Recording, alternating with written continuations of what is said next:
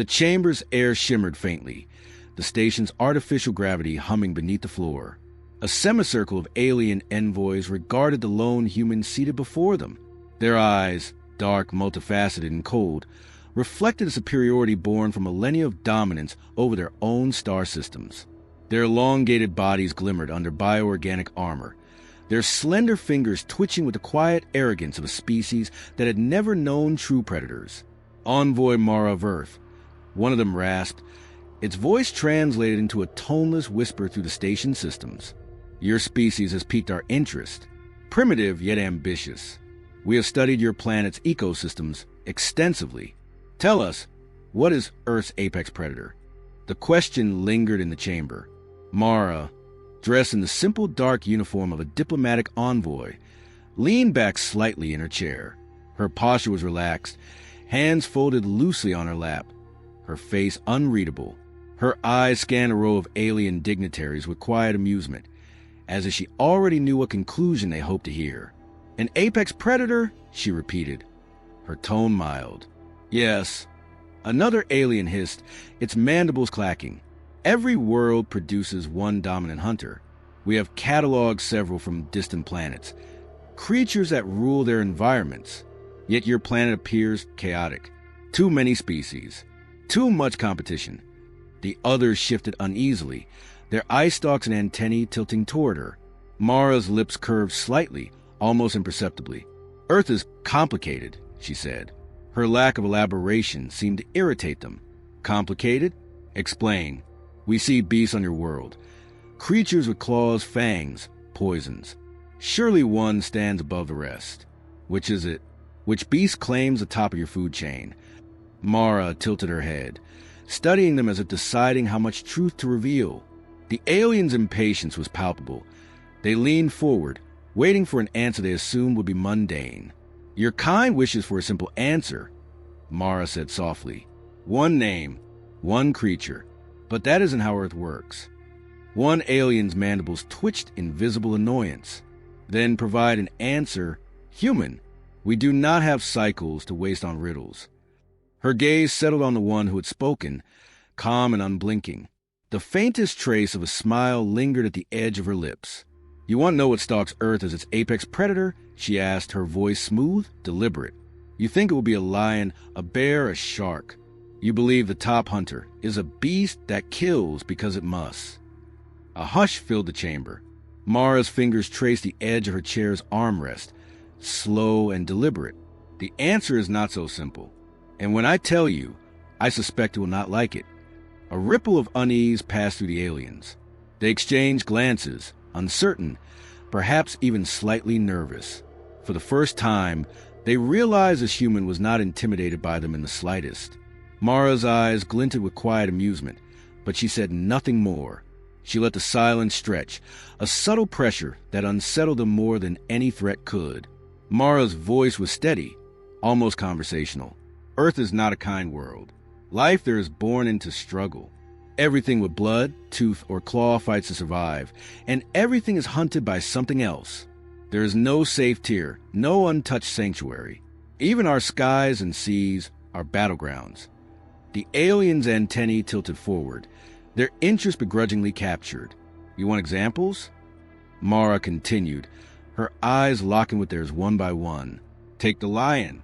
It stalks the savannas in groups, working together to pull down prey many times its size.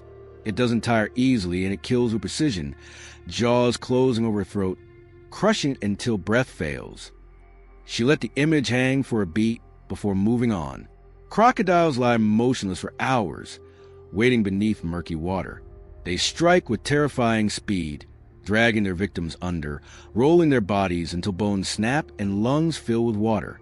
There's no warning, no mercy, just patience and brutal efficiency. Several aliens twitched at the translator's blunt rendering of her words.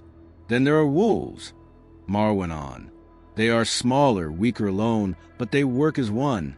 They wear their prey down over miles, exhausting it until it can no longer stand. And when it falls, they descend as a pack. Her eyes didn't waver as she added, the seas are no safer. Orcus, killer whales, play with their prey, flipping it into the air before tearing it apart.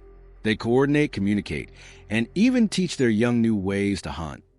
The aliens were silent now. Their earlier smugness eroded. And the bears, Mara said with a faint shrug. A bear can outrun you, outswim you, and outfight you. They'll eat anything they find, berries, fish, or an unfortunate creature that gets too close. They are power, speed, and hunger in one body. One alien tilted its head in disbelief. Your world permits such chaos. Permits, Mara repeated, a trace of amusement in her voice. It demands it. If you cannot fight, you die. If you cannot adapt, you vanish. Every creature is both predator and prey, and even the strongest can be brought down. The chamber seemed colder now. Their earlier curiosity had shifted to unease, an instinctive discomfort at a world so violent, so utterly unforgiving. But none of these, Mara said softly, are what you're really asking about. None of them rule Earth. The aliens leaned forward, their bodies stiff with anticipation. Mara's smile was faint, her gaze unwavering. The creature at the top isn't the strongest or the fastest or the fiercest. It's something far worse, and you have already invited it into your chamber. Mara's voice dropped, calm but carrying the weight of certainty. Earth's apex predator isn't a beast that stalks in the dark. It isn't a creature with claws or fangs. It's me. The aliens froze. The translator repeated her words in their harsh, mechanical tone, but none of them moved. Humans, Mara said, letting the words settle like a blade against the throat. We are weak compared to the beasts I described. No claws, no armor, no speed, yet we kill everything. We learn to shape the world with fire, stone, and metal. We turn the bones of the earth into weapons. And when that wasn't enough, we made better ones. Her hands rested lightly on the table, fingers still, eyes locked on her audience. We outlast our prey, she continued. We can run for days without stopping. We think, plan, coordinate. We choose when and how to strike. We learn to hunt creatures stronger than us, larger than us, faster than us, until there were none left that could stand against us. The aliens shifted uneasily. Their eyes darted to one another, silent, as if confirming they had heard correctly. Do you know what we did once we conquered our world? Mara asked softly. We turned on each other. We fought wars that burned continents, that reshaped the land and sky.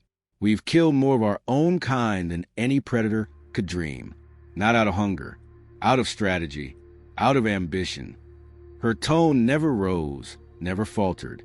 We endured plagues, famine, storms, and the cold void of space. We do not stop. We do not surrender. Every obstacle is just another problem to solve. And once we solve it, we make the solution a weapon. The aliens' mandibles twitched, but none spoke. You look at me and see prey, Mara said, leaning forward slightly. But every instinct in your body is wrong. We are the only creatures that stalk for reasons beyond survival. We kill for territory, for power, for curiosity. We decide to destroy, and then we do it. She let the silence stretch for a beat, her gaze unwavering. Your kind catalogs predators. You think in terms of claws and teeth.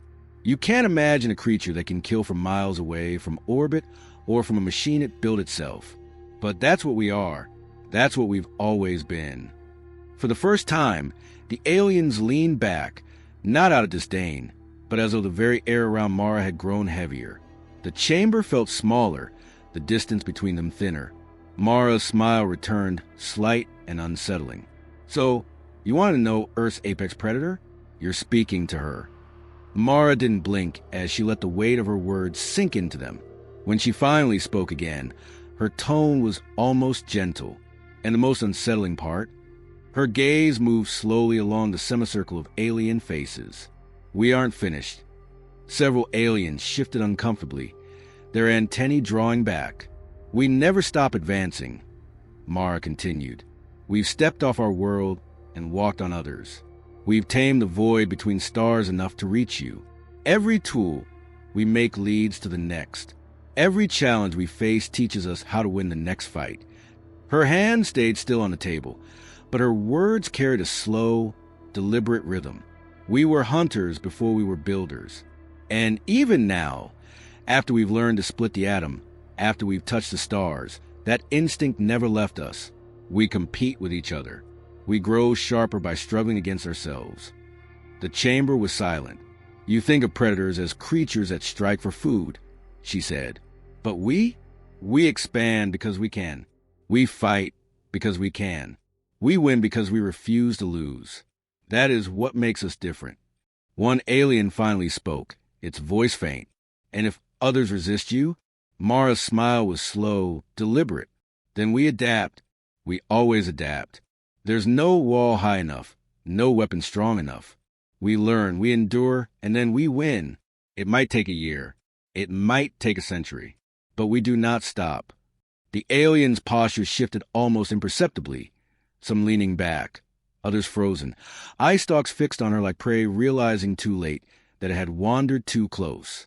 Mara rose smoothly for a chair. We are not the strongest or fastest, but we are the most dangerous thing Earth has ever made. And now we are no longer bound to Earth. She let the words hang in the cold air. You wanted to meet the dominant species of our planet. Congratulations. You have. No one replied. The silence was thick, the aliens breathing shallow, as if every one of them had just realized that the creature standing before them was not a diplomat, but something far older and far more patient. A predator that smiled while it stalked. Mara turned toward the exit, her final words calm, almost kind. Don't think of us as enemies. Just remember that when we arrive, there is no turning us away. We don't conquer out of hatred. We conquer because it is what we do. The door slid shut behind her, leaving the aliens in absolute silence. Not one dared to speak, but the truth settled in all of them like a weight they could not shake. They hadn't invited a diplomat aboard their station. They had invited a hunter,